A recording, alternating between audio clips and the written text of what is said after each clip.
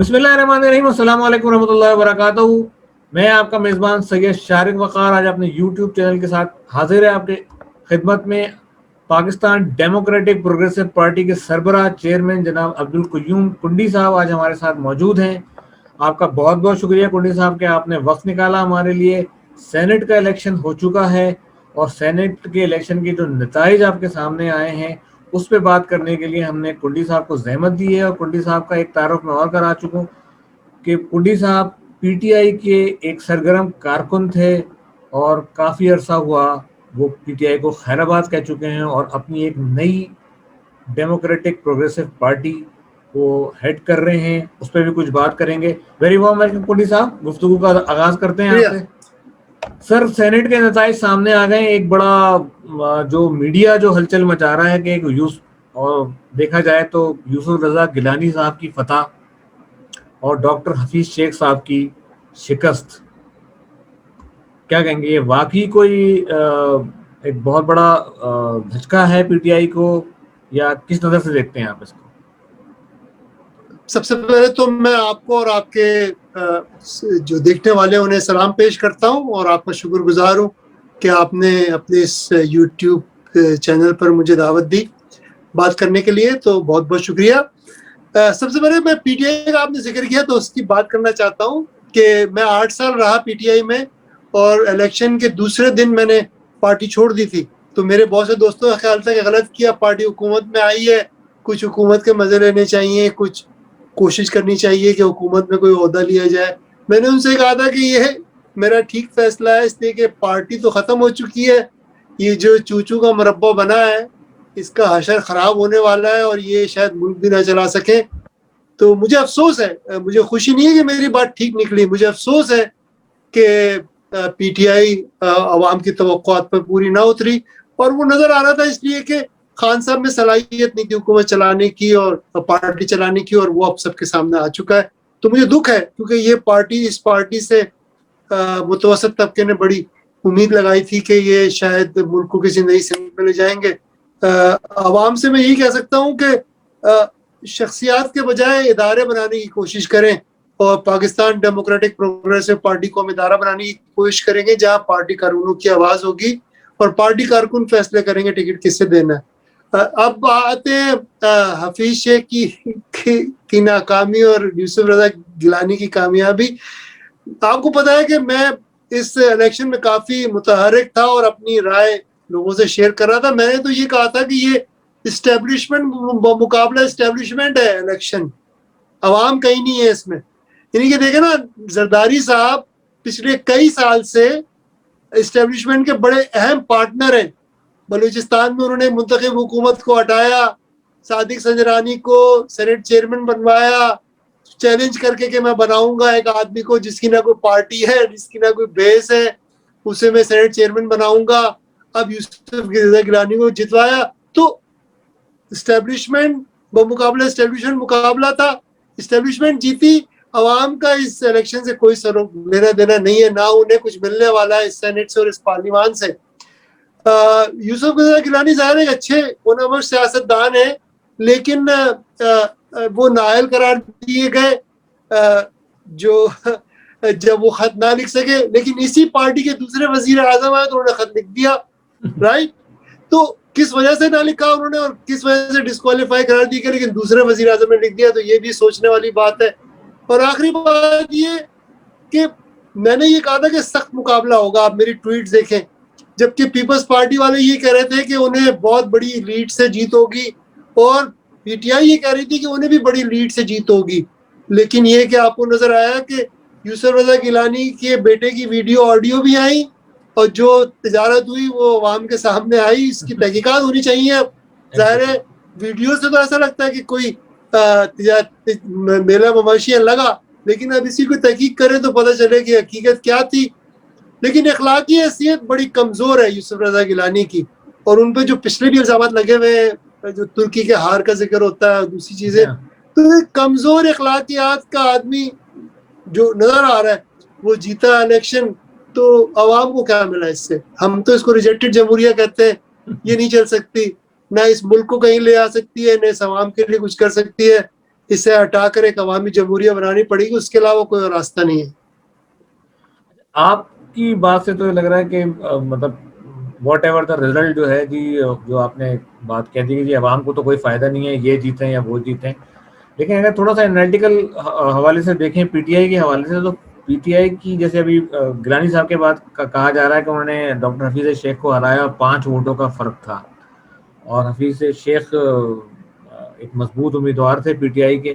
لیکن دوسری طرف فوزیہ ارشد پی ٹی آئی کی جو اسلام آباد سے کھڑی ہوئی تھیں، 2 سیٹیں تھیں اس میں حفیظ شیخ ہار گئے، اور فوزیہ ارشد جو ہیں وہ ان کے ووٹ جو ہیں 5 ووٹ جو ہیں وہ یوسف رضا گیلانی سے زیادہ ہیں، یعنی وہ 174 ووٹ ہیں اور 172 کی میجورٹی چاہیے ہوتی ہے حکومت کے لیے.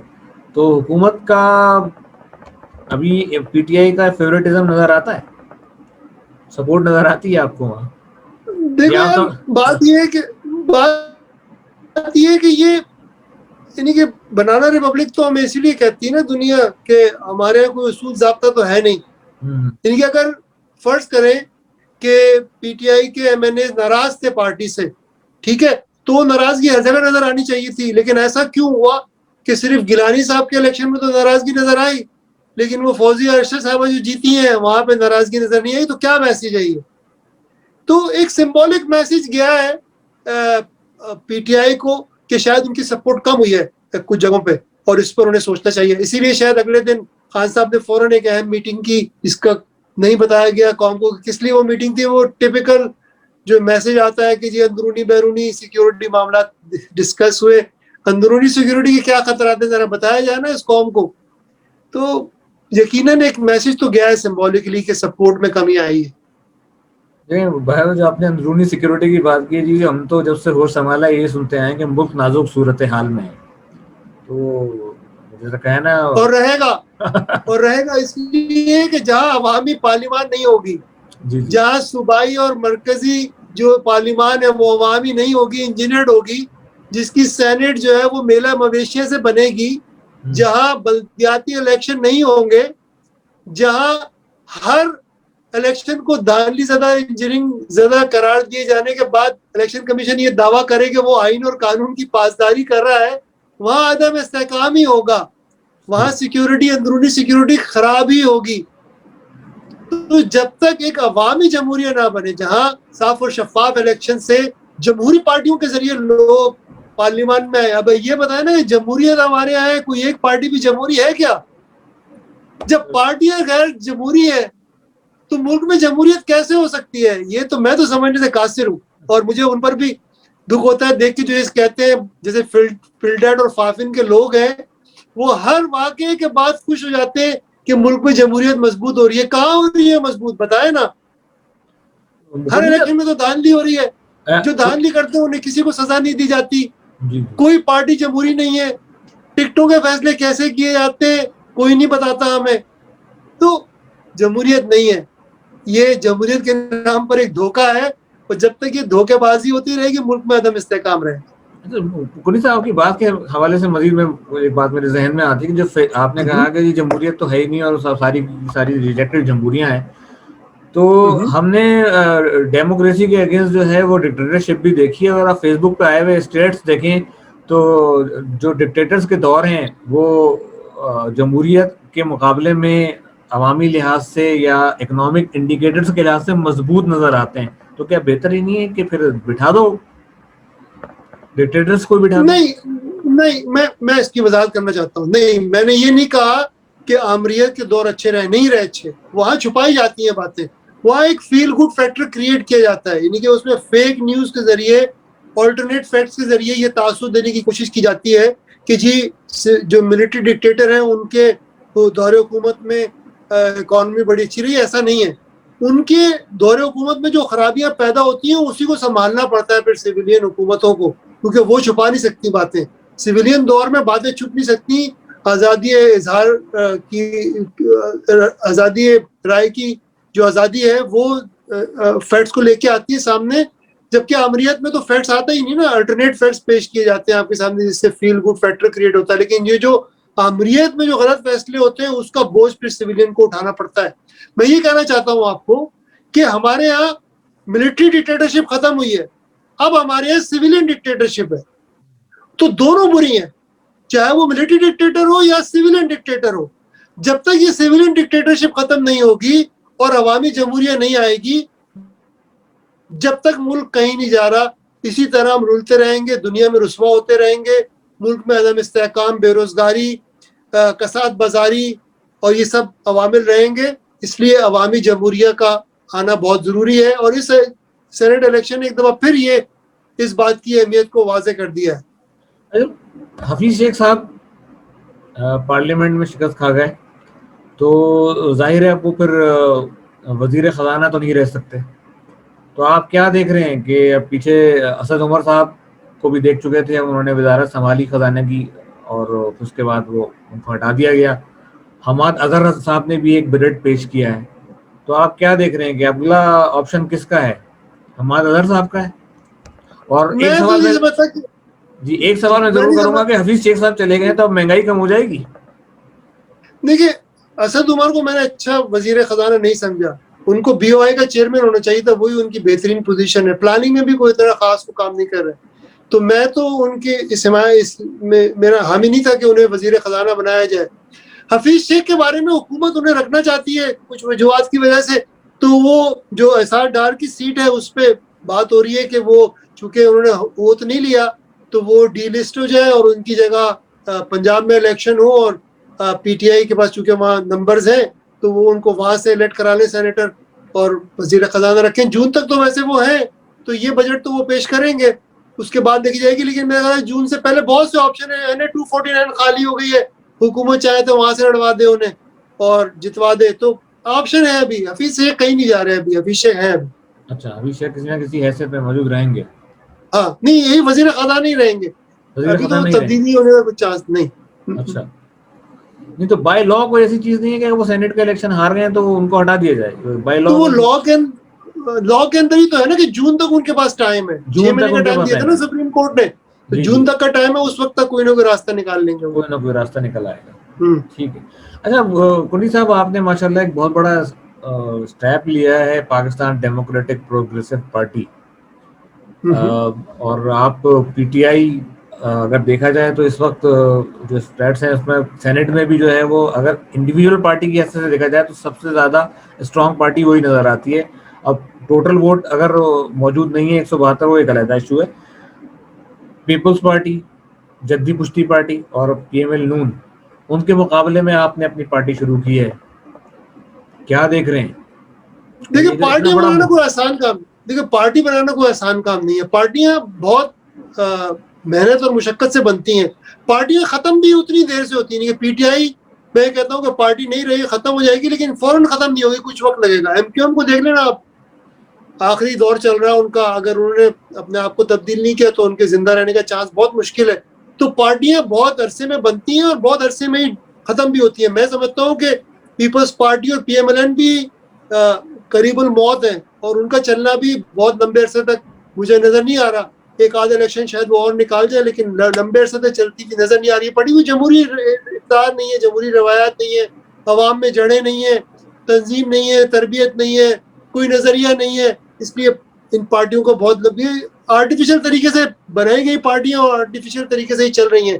لیکن یہ عوامی پارٹی بنانے میں وقت اور محنت کرنی پڑتی ہے, تو وہ ہم کریں گے. کوئی جلدی ہمیں نہیں ہے. ہم اپنی پارٹی کی پینیٹریشن بہت سے ڈسٹرکٹس میں ہمارے ممبر بنے, اور ہر روز نئے ممبر بنتے, انہیں ہم اپنے پارٹی کے بارے میں آگاہی دینے کی کوشش کرتے ہیں, انہیں اپنے تنظیم کے اندر لانے کی کوشش کرتے ہیں. تو ایک لمبا عرصہ لگے گا, اور میں لمبے عرصے کی سوچ کے ساتھ ہی شروع کی ہے پارٹی. اور آپ جو دوسرے دوست ہیں, ساتھی ہیں, ان کی مدد ہوگی تو انشاءاللہ پارٹی آگے بڑھے گی. لیکن اصل چیز یہ ہے کہ پارٹی بنے تو ایک ادارہ ہو, کسی شخصیت کے نہ گھومے, کسی نظریے کے تحت چلے, اور اس میں کوئی نظام ہو, اس میں کوئی سسٹم ہو, اس میں پارٹی کارکن کی آواز ہو, پارٹی کارکن ٹکٹوں کے فیصلے میں, اہم فیصلوں میں شامل ہو. اگر ادارہ نہیں بنا اور ایک اقتدار کے لیے پارٹی بنائی تو فائدہ نہیں. اقتدار لینا بھی ضروری ہے, میں یہ نہیں کہہ رہا اقتدار نہیں اس کے لیے, اور تمام سیاسی فیصلے کیے جائیں اس کے لیے کہ اقتدار لیا جائے, اقتدار میں حصہ اپنا لیا جائے اور پالیسیاں اس ملک کی بہتر کی جائیں. لیکن ایک لمبا پروسیس ہوگا, ایک لمبی اسٹرگل ہوگی. تو اس نیت سے شروع کیا اور انشاءاللہ مجھے امید ہے کہ ضرور پارٹی بنے گی اور ایک ادارہ بنے گا. انشاءاللہ جی, آل دا بیسٹ. کہ عوام کی بہتری کے لیے, اس ملک کی بہتری کے لیے اگر کوئی لوگ سوچ رہے ہیں تو ضرور آیا جائے. جیسے کہ پی ٹی آئی سے بہت سارے لوگوں کو امید تھی, تو جنرلی جو پرسیپشن یہ کریٹ ہوتا ہے کہ جی صرف نام چینج ہوا, وہ اس سے پکڑے ہیں, کچھ اس سے پکڑے, اور پھر اس کے بعد الیکٹیبلس کو لے کے ایک ٹیم بنا دی گئی. آپ سمجھتے ہیں کہ آپ کو بھی الیکٹیبلس لینے پڑیں گے, یا آپ نئے لوگوں کے ساتھ بیٹھ کے عوام میں یہ شعور پیدا کر دیں گے کہ بھائی اب کچھ تبدیلی لے آؤ؟ اس میں میری رائے یہ ہے, اور میں نے پی ٹی آئی میں رہتے ہوئے بھی یہ بات کہی تھی, کہ سارے الیکٹیبل برے نہیں ہیں, بہت سے اچھے الیکٹیبل بھی ہیں اور ایماندار ہیں, اور وہ اپنے عوام میں ان کی جڑیں ہیں, وہ پالیسیوں پہ ان کی بڑی نظر ہے, ان کی نظریاتی سوچ بہت اچھی ہے. تو ایسے لوگوں کو ضرور انکریج کرنا چاہیے. اور میں جب یہ بات کہتا ہوں کہ قومی سیاسی مذاکرات کی جب میں بات کرتا ہوں اور یہ کہتا ہوں کہ بھائی Muslim League Noon, Peoples Party, A N P, J U I F, Jamaat Islami, M Q M, ان سب کو اس ٹیبل پہ بیٹھنے چاہیے, تو لوگ مجھے کہتے ہیں یہ تو چور ڈاکو ہیں, ان کے ساتھ آپ کیوں بیٹھ رہے ہیں؟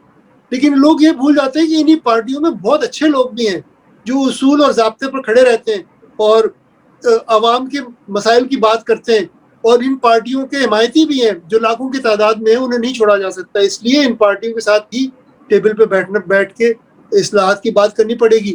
تو الیکٹیبل کو لینا چاہیے جو, لیکن ایک کوئی چھنی, میں جب پی ٹی آئی میں بھی تھا تو میں نے اس پہ اعتراض نہیں کیا کہ الیکٹیبل کو نہ لیا جائے, اور اس کا ریکارڈ موجود ہے پارٹی کے اندر. میں نے کہا کہ انہیں لیں, لیکن ایک تو یہ کہ ایک چھنی رکھیں جس کی بنیاد پہ آپ انہیں لیں, نظریاتی ہم آہنگی کی بنیاد پہ لیں, ان کی ٹریک ریکارڈ کو دیکھیں, ان کی اپنی ساکھ کو دیکھیں, عوام کی کیا رائے ان کے بارے میں, اس کو دیکھیں اور پھر انہیں لیں. لیکن دوسرا چیز یہ کہ پارٹی کا کنٹرول ان کے ہاتھ میں نہ دیں. تو خان صاحب نے 2 غلطیاں کی, ایک تو کوئی چھنی نہیں لگائی, آنے دو بھائی جو بھی آ رہا ہے آنے دو, اور پھر میرا مویشیاں لگا جو سب نے دیکھا, پٹکے ڈالے گئے, اس طرح مویشیوں کو ڈالے جاتے ہیں پٹکے, ٹھیک ہے نا. اور دوسرا یہ کہ پارٹی ان کے ہاتھ میں دے دی خان صاحب نے, اور خان صاحب نے کہا جی میں کنٹرول کر لوں گا انہیں. آپ یہ ریکارڈ پہ خان صاحب نے کہا میں انہیں کنٹرول کر لوں گا, کیا انہوں نے کنٹرول. ابھی جو یوسف رضا گیلانی جیتے ہیں اور خان صاحب رو رہے ہیں کہ میرے لوگ بک جاتے ہیں, تو بھائی آپ ہی نے ان کو میلہ مویشی لگایا تھا, اب بھگتے ہیں اس کو. 16 ارکان کی اسٹیٹمنٹ کی 16 لوگ بک گئے. 16 نہیں, زیادہ ہے, بہت سے لوگ ہیں.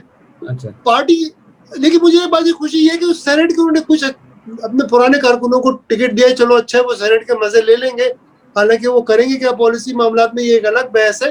لیکن یہ کہ جو آپ کو بیسک سوال ہے کہ الیکٹیبلز کو لینا چاہیے, لینا چاہیے, کیوں نہیں لینا چاہیے, لیکن کوئی چھنی ہو, کوئی اصول ہو, کوئی ضابطہ ہو, اس کے تحت لیں, اور پارٹی کا کنٹرول ان کے ہاتھ میں نہ دے. ایٹ لیسٹ اس وقت تک جب تک یہ ثابت نہ ہو جائے کہ وہ پارٹی سے لانگ ٹرم لائلٹی رکھتے ہیں. اور اس کے بعد, اور دوسرا یہ کہ ایک اور چیز بھی ہے کہ اب یورپ امریکہ کی مثالیں دیتے ہیں, لیکن یورپ امریکہ میں پارٹی چلانے والے لوگ اور ہوتے ہیں, پارلیمان میں جانے والے لوگ اور ہوتے ہیں. ہم نے کیا کیا ہے کہ ہم نے جو پارٹی, جیسے مثال کے طور پہ پی ٹی آئی نے کچھ ایسے لوگوں کو سینٹ کا ٹکٹ دیا ہے جن کی مہارت پارٹی چلانا ہے. اچھا, وہ وہاں سینٹ میں چلے جائیں گے تو پارٹی کون چلائے گا؟ ٹھیک ہے. تو کہنے کا مقصد یہ ہے کہ کچھ لوگ پارٹی چلانے میں بہت اچھے ہوتے ہیں اور ان کی صلاحیت ہوتی ہے, کچھ لوگ پارلیمان اور پالیسی میں اچھے ہوتے ہیں, ان کو وہاں بھیجنا چاہیے. جو پارٹی چلانے میں ماہر ہے انہیں, یعنی کہ میں آپ کو مثال دیتا ہوں بہت اچھی, کہ میرا دوست بھی ہے بہت اچھا, پی ٹی آئی کا ڈسٹرکٹ پریزیڈنٹ جو ہے ڈی آئی خان کا, ہمایوں گنڈا پور, وہ پارٹی چلانے میں بہت اچھا ہے, اور اس کو کبھی انہوں نے ٹکٹ دینے کی خواہش بھی کی تو اسے انکار کر دیا. اور یہ اس کی بڑائی ہے کہ اسے اپنے آپ کا پتا تھا کہ اس کی صلاحیت کہاں استعمال ہو سکتی ہے, اور اس نے بہت اچھی چلائی پارٹی ہمایوں گنڈا پور نے ڈی آئی خان میں. تو ایسے بہت سارے لوگ ہیں. تو کہنے کا مقصد یہ ہے کہ یہ لیڈر کی ذمہ داری ہے, یہ جو سینٹرل لیڈرشپ ہے ان کی ذمہ داری ہے کہ وہ نظر میں رکھیں کہ کون آدمی پارٹی چلانے میں اچھا ہے اور کون آدمی پالیسی میں پارلیمان جانے میں بہت اچھا ہے. اب مثال کے طور پر پی ٹی آئی میں ہی جو سب سے میں سمجھتا ہوں فائنڈ ہے پی ٹی آئی کی, وہ فاروق حبیب ہے. جس طرح وہ پارٹی کے لیے آرگومنٹ کرتا ہے مضبوط دلائل کے ساتھ, جس طرح دھیمے لہجے میں بات کرتا ہے بغیر کسی کو گالی دیے ہوئے, بغیر کسی سے بدتمیزی کیے ہوئے, تو فاروق حبیب جیسا نوجوان جو نکلا ہے پی ٹی آئی سے, یہ ایسٹ ہے اس ملک کا. اب اس کو اگر ترقی دی جائے, اس کو اور ڈیولپ کی جائے, آگے بڑھایا جائے, تو ملک کو فائدہ ہے. تو کہنے کا مقصد یہ ہے کہ پارٹی جب ادارہ اسی وقت بنتی ہے جب اس میں نظام اصول ضابطہ ہو, کوئی سسٹم ہو, اور اس کے علاوہ لوگوں کو بھی یہ پتا ہو کہ وہ کس جگہ بہتر کام کر سکتے ہیں, اور وہ انہیں پھر موقع دیا جائے کہ وہ اپنی صلاحیتوں کا اظہار کریں. گونی صاحب, پروگرام کا وقت بھی اختتام پر ہے, تو میں آپ سے دو کوئی کوشچن. مریم نواز کا اسٹیٹمنٹ تھا کہ جی ہم سینٹ کے الیکشن کے بعد جو ہے ہمیں لانگ مارچ کی ضرورت نہیں رہے گی. نتیجہ آپ کے سامنے, صحیح کہہ رہی ہیں؟ دیکھیں پی ٹی آئی کنفیوز اتحاد ہے, ٹھیک ہے نا, کہتے وہ کچھ ہے کرتے کچھ ہے, پارٹیوں کی بھی الگ الگ انٹرسٹ ہے, ٹھیک ہے نا. وہ ایک کامن کاز پہ تو ہے کہ خان صاحب کو ڈیمیج کرنا ہے اور پی ٹی آئی کی حکومت کو ڈیمیج کرنا ہے, لیکن اس کے علاوہ ٹھیک ہے, یعنی کہ میں تو سمجھتا ہوں کہ یوسف رضا کی گیلانی کی جیت ہوئی ہے اور پی ڈی ایم کی ہار ہوئی ہے. اس لیے پی ڈی ایم کا نیریٹو یہ تھا کہ بھئی اسٹیبلشمنٹ ہمارے خلاف ہے, اسٹیبلشمنٹ جانبدار ہے, وہ بیانیہ ختم ہو گیا. جو بائی الیکشن ہوئے اس میں وہ جیتے, جو سینٹ کا الیکشن ہوا اس میں وہ جیتے. اب وہ کس منہ سے کہہ سکتے ہیں کہ جی اسٹیبلشمنٹ ان کے خلاف ہے اور ان کے اگینسٹ کام کر رہی ہے, اور وہ لانگ مارچ لے جائیں گے تو کس منہ سے لے جائیں گے, کیا کہیں گے؟ وہ ہاں ایک جلسہ کر لیں گے, لوگ جمع کر لیں گے, ٹی وی پہ رونق لگ جائے گی. سیاسی طور پہ تو مجھے کوئی فائدہ نظر نہیں آ رہا لانگ مارچ کا. تو دیکھتے ہیں وہ کریں گے یا نہیں کریں گے. ایک کلوزنگ کوشچن, کیونکہ آپ ماشاءاللہ ایک بڑی ویژن کے ساتھ آ رہے ہیں, ایک بڑی جماعت کریٹ کر رہے ہیں, اور جو میں دیکھتا رہتا ہوں آپ کے واٹس ایپ گروپس کے ساتھ, لوگ بھی کافی تیزی کے ساتھ آپ کی طرف ڈائیورٹ ہو رہے ہیں جو آپ نے مشن اور ایجنڈا دیا ہے. ان سب جو ہمیں ہسٹری نظر آتی ہے پاکستان کے اندر, پی ٹی آئی کا بھی ہم نے 22 سالہ جدوجہد دیکھی, اور ایم کیو ایم کو بھی دیکھا, پیپلز پارٹی کو بھی دیکھا, بھٹو صاحب کی کرزمیٹک شعلہ بیاں قیادت کو دیکھا, نواز شریف صاحب ایک انڈسٹریلسٹ رہے, عمران خان صاحب کا ایک نیشنل ہیرو کرکٹ کے تھے. آپ کیا سمجھتے ہیں کہ ہمارے ہاں یہ مائنڈ سیٹ جو ہے چینج کرنا, ایم کیو ایم کو آپ کسی حد تک کہہ سکتے ہیں کہ وہ عام مڈل کلاس سے لوگ اٹھ کے آئے, الطاف حسین صاحب, لیکن جنرل پرسیپشن کیا ہے کہ لوگ ہمارے یہاں یہ دیکھتے ہیں کہ یہاں کوئی بہت بڑا انڈسٹریلسٹ ہو یا کوئی لائک عمران خان جو ہے وہ آ جائے یا مذہبی رہنما ہو, ان کی پارٹیوں کی سکسیس سٹوری زیادہ نظر آئی, لائک بھٹو صاحب کو بھی نظر ہم دیکھتے ہیں. کہاں دیکھ رہے ہیں آپ اپنی یہ پارٹی اچھا کو, سوال کس ہے, طرح سے دیکھ رہے ہیں؟ یہ اچھا سوال ہے. ہمارے یہاں 72 سال سے جو ٹرینڈ ہے وہ یہ ہے کہ شخصیت ہر چیز سے بالا تر ہے. چاہے وہ آرمی کا ادارہ لے لیں, آرمی کا ادارہ, آرمی سربراہ مطلق قرآن ہے, ادارہ کچھ نہیں کرتے. یعنی کہ آپ دیکھیں نا جب ملٹری ڈکٹیٹر معاشرہ لگاتے ہیں تو وہ تو غیر آئینی عمل ہوتا ہے نا, لیکن ادارہ نہیں کھڑا ہوتا اس کے سامنے. وہ شخصیت پریویل کر جاتی ہے اپنے ادارے کے اوپر, اور ادارہ پورا ساتھ دیتا ہے اس شخصیت کا, ٹھیک ہے نا. اسی طرح سے سیاسی پارٹیوں میں بھی شخصیات ادارے سے بڑھ کر ہیں. بھٹو آج تک زندہ ہے, ٹھیک ہے نا, یعنی کہ پیپلز پارٹی میں اور کچھ نہیں ہے سوائے اس کے بھٹو کی تصویر اور بھٹو کا نام. اور کیا نظریہ ان کا بتایا مجھے. مسلم لیگ نون کہتی ہے کہ نواز شریف ہمارا نظریہ ہے, کیسے ہو سکتا ہے یار؟ مطلب وہ کوئی پروفٹ تو نہیں ہے نا, کوئی پیغمبر تو نہیں ہے کہ ان کو وہ نظریہ ہوں گے. ایک سیاستدان ہے, انہوں نے بہت سی غلطیاں بھی کی, خود مانتے ہیں غلطیاں کی ہیں, تو جو آدمی غلطیاں اتنی کرتا ہو وہ کیسے نظریہ بن سکتا ہے؟ اسی طرح سے اے این پی ہے, وہ علی خان کے پیچھے ہے, جے یو آئی ایف ہے, مفتی محمود کی فیملی ہے. تو شخصیات اداروں سے بڑی ہیں, یہ چینج کرنا ہوگا, ٹھیک ہے نا. کوئی شخصیت ادارے سے بڑی نہیں ہو سکتی. جس وقت جو طاقت میں ہو وہ یقیناً ایک اپنی طاقت ایکسرسائز کرے, اتھارٹی ایکسرسائز کرے, کنٹریبیوٹ کرے. اور پھر جو دیکھو نا تاریخ میں, جو دوسرے ملکوں کی تاریخ آپ پڑھیں, تو جو لوگ اپنے ملک کے لیے کام کرتے ہیں, ڈیلیور کرتے ہیں, تاریخ انہیں یاد رکھتی ہے, ٹھیک ہے نا. چاہے وہ اپنے موجودہ دور میں اتنے پسند نہ کیے جاتے ہوں, جیسے نکسن ہے مثال کے طور پہ, امپیچ ہوا, اسے چھوڑنی پڑی پریزیڈنسی, لیکن آج بھی یہ ثابت ہے کہ نکسن کی انٹلیکچوئل کیپیبلٹی جو تھی, اس کی جو ذہن, اس کا جو ویژن تھا, وہ بہت کم لوگ میچ کر سکتے ہیں اس ویژن کو. تو کہنے کا مقصد یہ ہے کہ ادارے زیادہ اہمیت ہونی چاہیے, شخصیات کی اہمیت کم ہونی چاہیے, اور شخصیت ادارے کے اصول کے تابع ہوں, ادارہ ان کے تابع نہ ہو. اور جو لوگ ڈیلیور کرتے ہیں کوئی عہدہ لینے کے بعد, تاریخ میں ان کا نام روشن ہوتا ہے, چاہے اس وقت لوگ انہیں نہ مانے. اب مثال کے طور پہ جنیجو کو آپ لے لیں, جنیجو 3 سال کے لیے بنے پرائم منسٹر, لیکن آج ان کا ذکر باقی تمام پرائم منسٹر سے زیادہ ہوتا ہے. میرے خیال سے بھٹو کے بعد جس پرائم منسٹر کا سب سے زیادہ ذکر ہوتا ہے تجزیوں میں وہ جنی جو ہے. آپ سوچ سکتے تھے کہ کیا اتنا میلو low profile not very popular prime minister will be quoted again and again. تو جو اچھا کام کرتا ہے تاریخ اسے یاد رکھتی ہے. یہ غلط فہمی کا شکار ہے خان صاحب, نواز شریف, بلاول, مریم کہ آج جو وہ الٹے سیدھے بیانات دیتے ہیں تاریخ میں وہ اچھی طرح سے دیکھے جائیں گے, نہیں دیکھے جائیں گے. یہ سارے بیانات ان کے گلے پڑیں گے اور ان کی شخصیت کو کم کریں گے اور انہیں کمتر کر کے دکھائے گی تاریخ. انہیں بیانات کی وجہ سے انہیں احتیاط کرنی چاہیے اپنی بات کرتے ہوئے. اور میں کوشش کرتا ہوں کہ احتیاط کروں, حالانکہ میں تو ایک کارکن ہوں, اپنے آپ کو لیڈر نہیں سمجھتا, کارکن سمجھتا ہوں سیاسی, لیکن پھر بھی کوشش کرتا ہوں کہ احتیاط سے بات کروں کہ ایسا نہ ہو کہ کل کو وہی میرے سامنے آئے. لیکن یہ کہ یہ جو باقی ہمارے سیاستدان ہیں یہ بالکل احتیاط نہیں کرتے اور بد تہذیبی اور بد کلامی کرتے ہیں, اور یہ سارے بیانات تاریخ میں یاد رکھے جائیں گے اور ان کے سامنے آئیں گے. اور مجھے یہ افسوس ہے کہ مریم اور بلاول نوجوان سیاستدان ہیں, ابھی ان کا کیریئر شروع بھی نہیں ہوا ایک طرح سے, ابھی وہ تیاری کر رہے ہیں اپنے کیریئر شروع کرنے کی, لیکن انہوں نے اتنا بیگیج اپنے اوپر لاد لیا ہے ایسے بیانات دے کے جو ان کے اگینسٹ جائیں گے کہ میرا نہیں سمجھتا کہ یہ لیڈر بن کے ابھر سکیں گے. اس قوم کے سیاستدان رہیں گے, کوئی عہدے مل جائیں گے, لیکن لیڈر نہیں بن سکیں گے, آگے نہیں جا سکتے. ان کو بیانات دلوائے جا رہے ہیں, میرے خیال ہے ان سے وہ خود سے تو خیر نہیں سوچ رہے ہوں گے نا. ڈیفینیٹلی بچے تھوڑی ہیں یار, مریم کو بچی تھوڑی ہیں. ہاں یہ تو خیر ہے, ان کی عمر تو خود بتائیں گے, لیکن وہ بچی تو نہیں ہے. نہ بلاول بچے اس قابل تو ہو گئے نا کہ وہ پارلیمان کے ممبر بن سکتے ہیں, تو بچے تو نہیں ہے نا. آگے جی پارلیمان میں پہنچے. محمد بن قاسم 18 سال کا تھا جب اسے سندھ فتح کیا. الیگزینڈر دا گریٹ آدھی دنیا فتح کر کے 31 سال کی عمر میں واپس بھی چلا گیا. واپس بھی چلا گیا. تو یہ تو ان سے بڑی عمر کے ہیں دونوں. تو یہ آرگومنٹ نہیں ہے. یہ جو انہوں نے بیگیج اپنے اوپر لاد لیا ہے, جو انہوں نے بیانات دیے پچھلے 3-4 سال میں, یہ کبھی لیڈر نہیں بننے دیں گے انہیں. افسوس کی بات ہے, دونوں میں اچھی صلاحیتیں ہیں لیکن انہوں نے خود اپنے آپ کو ڈیمیج کیا ہے. افسوس. تھینک یو ویری مچ کنڈی صاحب, بہت شکریہ آپ کے وقت کا لیا. اور سامعین, آپ جو پیچھے آپ کو یہ لوگو بھی نظر آ رہا ہے, یہ کنڈی صاحب کی پارٹی کا ہی ہے, پاکستان ڈیموکریٹک پروگریسو پارٹی. اور خوشحال عوام مستحکم پاکستان, یہ ان کا سلوگن ہے.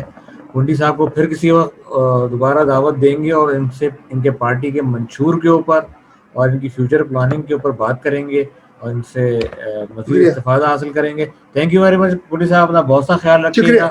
جزاک اللہ خیرہ.